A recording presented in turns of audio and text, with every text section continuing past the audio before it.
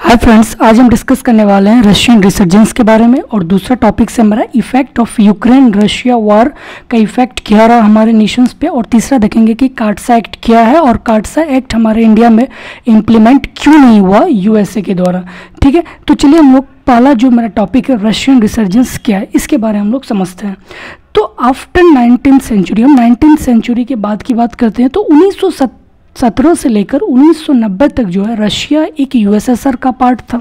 USSR का full form क्या होता है? Union of Soviet of socialist Republic. लेकिन 1990 के बाद जो है यूएसएसआर डिसइंटीग्रेटेड हुआ 15 नेशंस पे। ठीक है, 15 नेशंस में जब ये डिसइंटीग्रेटेड हुआ तो रशिया जो एक one of the successor state पे था।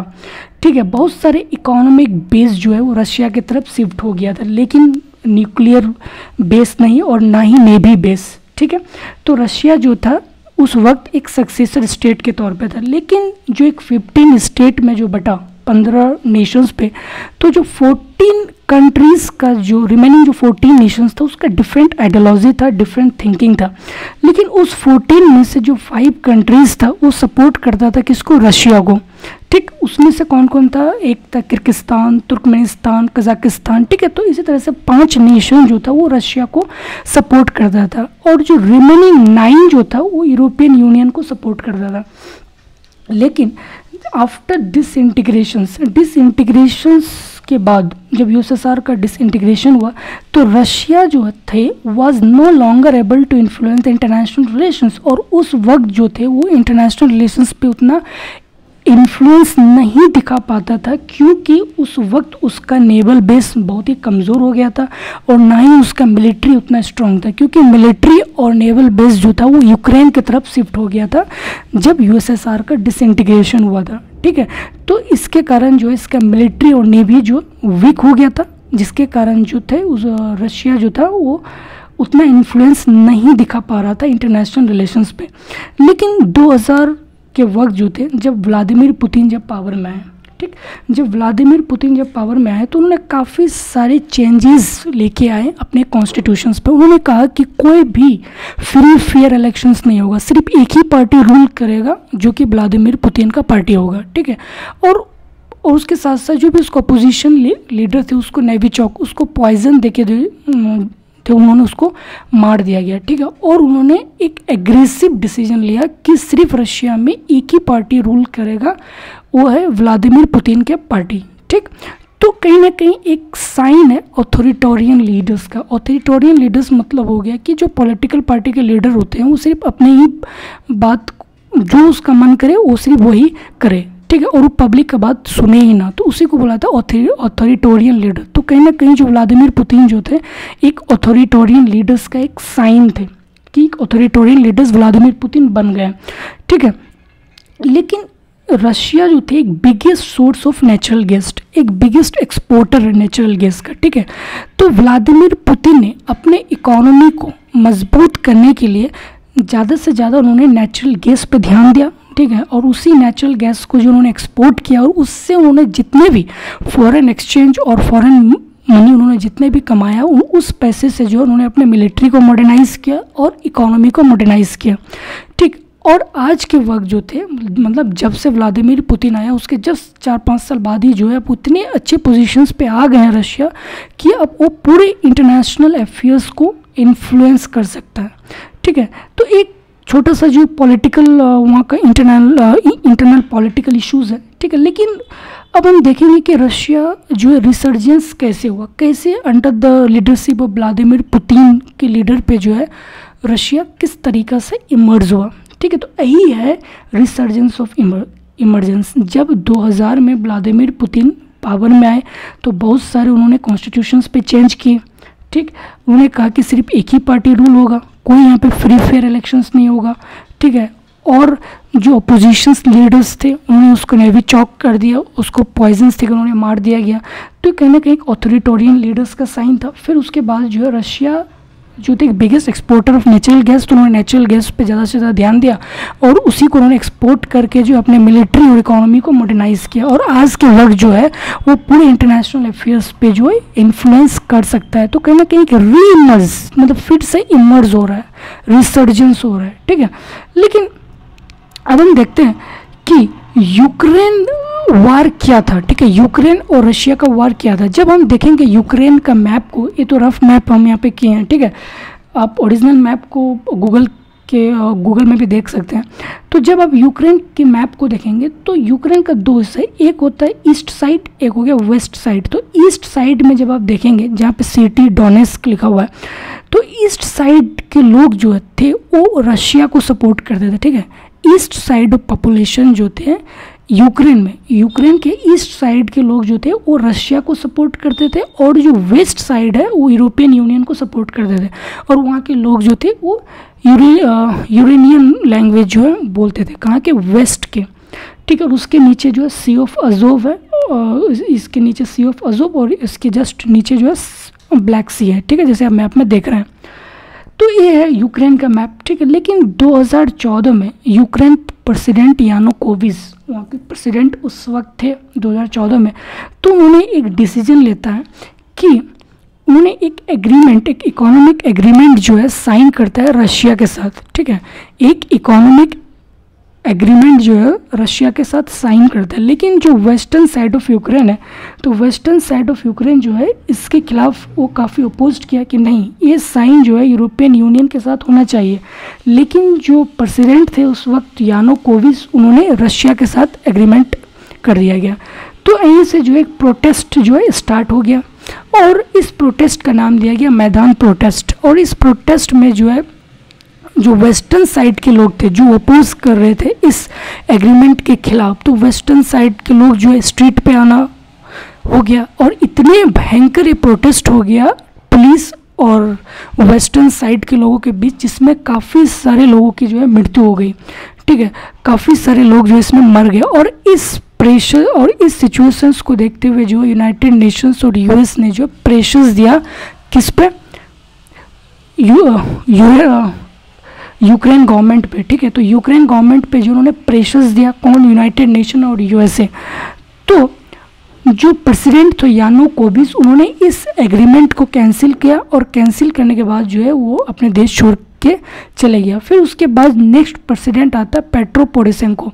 तो पेट्रो पोरोशेंको जो थे वही एग्रीमेंट, जो इकोनॉमिक एग्रीमेंट था, वो फिर यूरोपियन यूनियन नेशन के साथ साइन करता है, ठीक है। और यूरोपियन नेशंस के साथ वो जैसे ही साइन किया तो रशिया को लगा कि नहीं, Russia do not like it, Russia बोला कि नहीं, पहले जो है उन्होंने मेरे साथ साइन किया, फिर अब जो है यूरोपियन नेशन के साथ वो इस एग्रीमेंट को साइन किया। तो रशिया ने एक बोल्ड डिसीजंस लिया, उन्होंने अपने आर्मी को कहाँ पे सेंड कर दिया, क्रीमिया, जो कि यूक्रेन के सदर्न पार्ट का एक पेनिनसुला है जिसका नाम है क्रीमिया। पेनिनसुला उसको बोला जाता है जो कि 3 साइड ऑफ वाटर से जो घिरे रहता है, ठीक है। तो रशिया ने जो है क्रीमिया पे, जो कि यूक्रेन का पार्ट है, सदर्न पार्ट ऑफ यूक्रेन जो है वो क्रीमिया है, तो रशिया ने अपने आर्मी को जो है क्रीमिया में भेज दिया, ठीक है। क्यों भेजा, क्योंकि जब पेट्रो पोरोशेंको वहाँ पे जब प्रेसिडेंट बना तो वही एग्रीमेंट, जो इकोनॉमिक एग्रीमेंट जो था, उन्होंने यूरोपियन यूनियन कम्युनिटी के साथ कर दिया गया, ठीक है। और रशिया को यही बात बुरा लग गया कि पहले हमसे ये साइन किया, फिर जो है वो यूरोपियन यूनियन के साथ साइन कर लिया। तो कहीं ना कहीं रशिया के लिए एक एम्बैरेसमेंट सा फील हुआ, ठीक है, जिसके कारण रशिया ने एक बोल्ड डिसीजन लिया, उन्होंने अपने आर्मी को जो है क्रीमिया में सेंड किया, ठीक है। और क्रीमिया में सेंड जैसे किया तो वहाँ पे एक रिवोल्ट, जो यूक्रेन गवर्नमेंट और जो ईस्टर्न साइड ऑफ यूक्रेन के बीच में जो है रिवोल्ट हो गया, ठीक है, एक फाइट स्टार्ट हो गया। तो उसी को हम लोग बुलाया था civil war of Ukraine and Russia.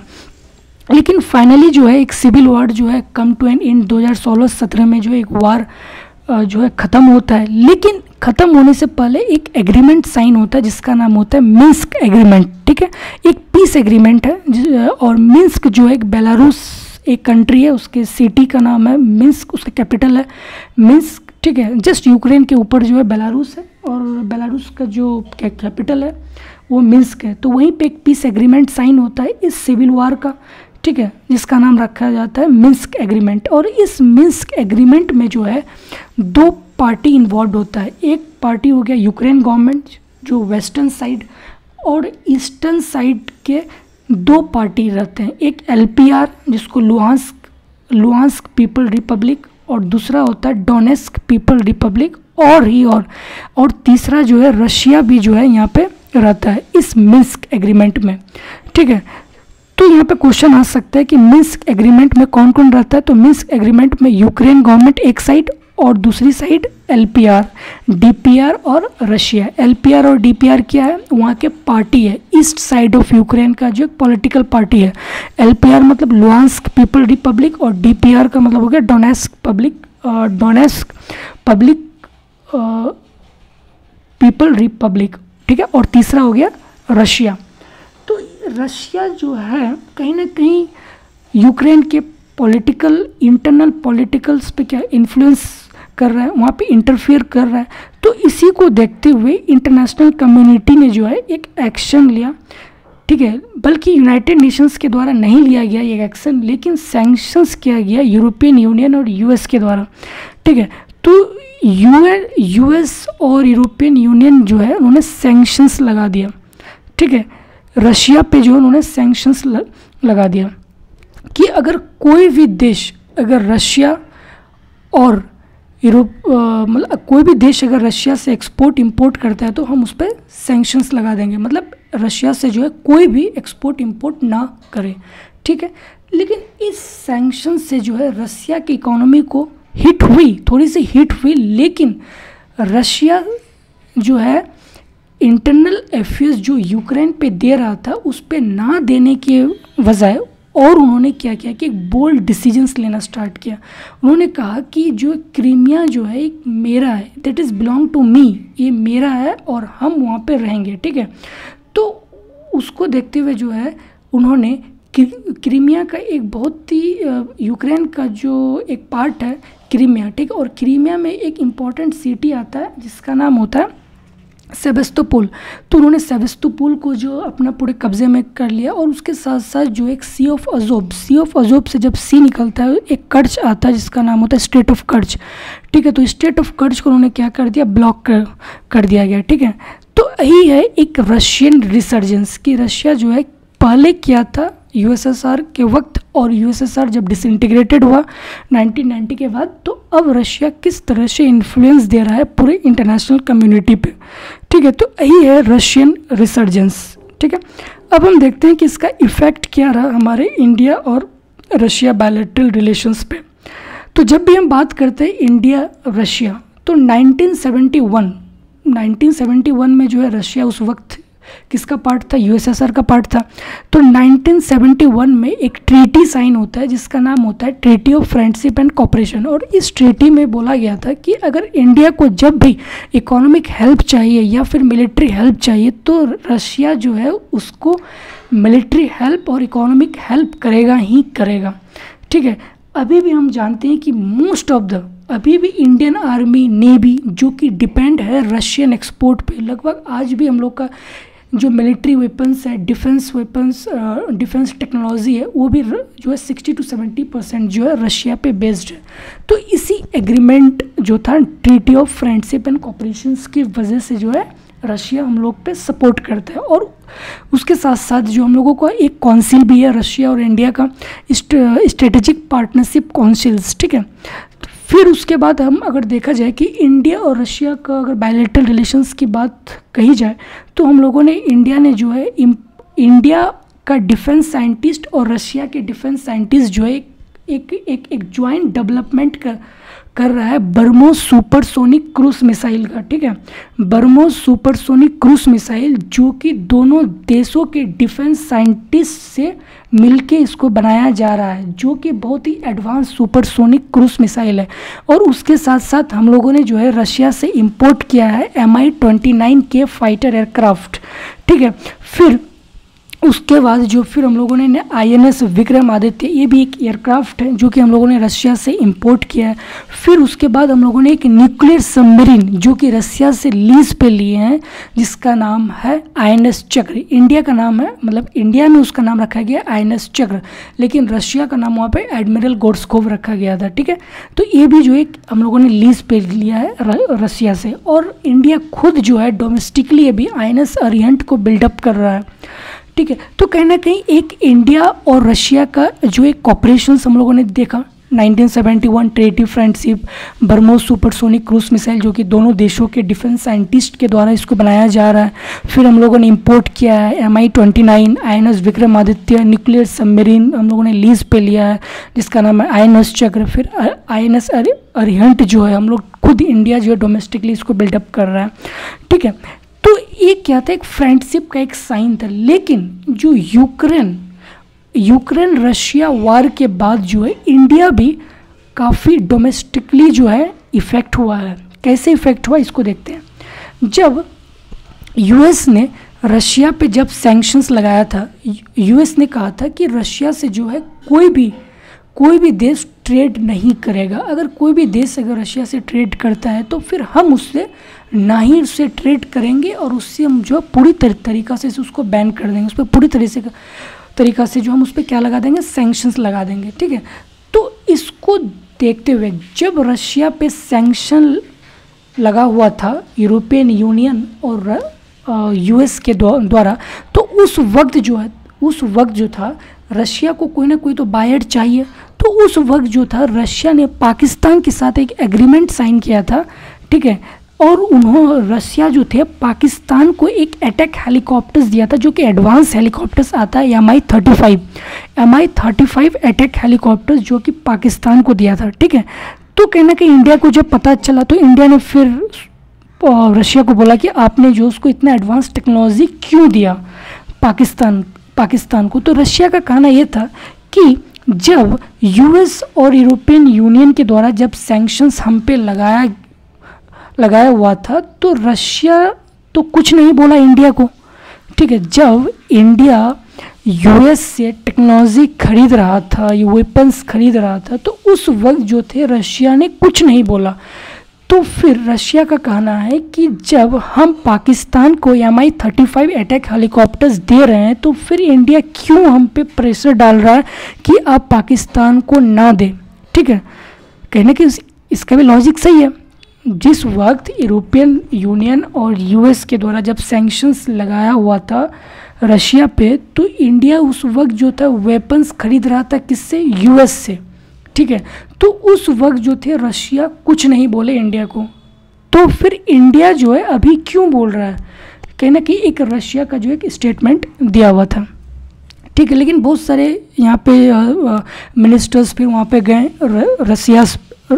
Russia फिर वहाँ पे कंप्रोमाइज़ हुआ, कन्वेंस किया कि देखिए आप पाकिस्तान को इतने एडवांस टेक्नोलॉजी जो है आप ना दे, इतने अटैक हेलीकॉप्टर्स जो है इतने एडवांस ना दे। तो कहना कि फिर जो है रशिया एग्री हुए। लेकिन पांचवा अगर हम देखें तो इंडिया ने जो है रशिया से इंपोर्ट किया था S-400 triumph anti ballistic missile जो कि सरफेस टू एयर मिसाइल है, ठीक है। जो कि सरफेस टू एयर मिसाइल है जो कि इंडिया ने इंपोर्ट किया था रशिया से। लेकिन एक एक्ट आता है जिसका नाम है कार्टसा एक्ट, ठीक है। कार्टसा का मतलब हो गया कि countering American adversaries through a sanction act, एक वही सैंक्शन एक्ट है, ठीक है। और इस सैंक्शन एक्ट में बोला गया था यूएसए के द्वारा कि अगर कोई भी देश रशिया से अगर इंपोर्ट या एक्सपोर्ट करता है, ठीक है, चाहे वो न्यूक्लियर टेक्नोलॉजी को ले या खरीदे या फिर बेचे या फिर स्पेस एक्सप्लोरेशंस हो या फिर न्यूक्लियर टेक्नोलॉजी हो, ठीक है। अगर कोई भी चीज़, चाहे वो nuclear reactor, nuclear technology, space explorations हो, अगर कोई भी देश इससे एक्सपोर्ट इंपोर्ट करता है तो फिर हम उस देश को क्या कर देंगे, सैंक्शंस लगा देंगे उस देश पे, ठीक है। तो इंडिया ने इतने सारे टेक्नोलॉजी को लिया, S-400 triumph anti ballistic missile लिया, फिर Mi-29 अटैक हेलीकॉप्टर्स लिया, ठीक है, फिर INS विक्रमादित्य लाया। तो इंडिया ने इंपोर्ट किया रशिया से, लेकिन फिर भी जो है यूएस ने इस पे मतलब इंडिया पे जो है कोई भी सैंक्शन एक्ट नहीं लगाया, ठीक है। इंडिया ने सैंक्शन एक्ट जो है नहीं लगाया, बल्कि कार्टसा के तहत जो है यूएस ने चाइना पे लगाया सैंक्शंस, टर्की पे लगाया सैंक्शंस, क्योंकि चाइना और टर्की जो थे वो यूएस से ट्रेड करते थे, ठीक है। तो इस कार्टसा एक्ट के तहत जो थे उन्होंने सैंक्शंस लगा दिया चाइना और टर्की पे। लेकिन इंडिया पे जो है एक कार्टसा एक्ट इम्प्लीमेंट नहीं हुआ, किसके द्वारा, रशिया के द्वारा, बल्कि इंडिया ने इंडिया ने काफ़ी सारे टेक्नोलॉजी को रसिया से इंपोर्ट किया, मतलब ट्रेड किया, लेकिन फिर भी जो है यूएस ने इंडिया पे जो है कोई भी एक्शन नहीं लिया। क्यों नहीं लिया? क्योंकि इंडिया ने कन्वेंस्ड किया यूएसए को उन्होंने कन्वेंस्ड किया कि देखिए इंडिया जो है एक फेसिंग लॉट ऑफ प्रॉब्लम को जो है इंडिया फेस कर रहा है। एक थ्रेट है पाकिस्तान और चाइना, ठीक है, पाकिस्तान और चाइना से जो है थ्रेट है हम लोग को, मतलब इंडिया को।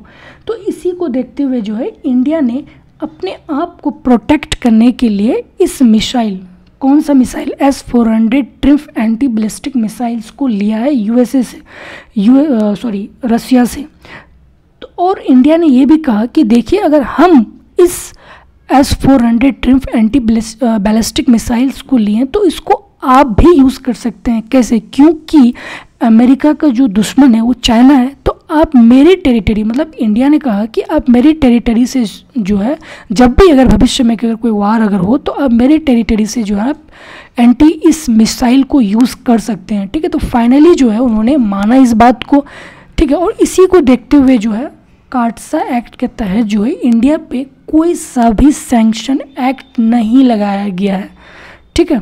तो यही है रिसर्जेंस, काटसा एक्ट और इफ़ेक्ट, ठीक है। तो पहला इफ़ेक्ट जो था हम लोगों ने देखा कि जो रशियन पाकिस्तान एग्रीमेंट, ठीक है, रशियन पाकिस्तान जो कि एग्रीमेंट साइन किया था Mi-35 अटैक हेलीकॉप्टर्स, ठीक है, एक बहुत बड़ा एडवर्स इफ़ेक्ट हमारे इंडिया पे है, क्योंकि इतने बड़े एडवांस टेक्नोलॉजी हेलीकॉप्टर्स जो कि पाकिस्तान के पास है, ठीक है। तो कहीं ना कहीं एक एडवर्स इफेक्ट हम लोगों को देखने को मिला, ठीक है। तो आई होप आपको समझ में आया होगा।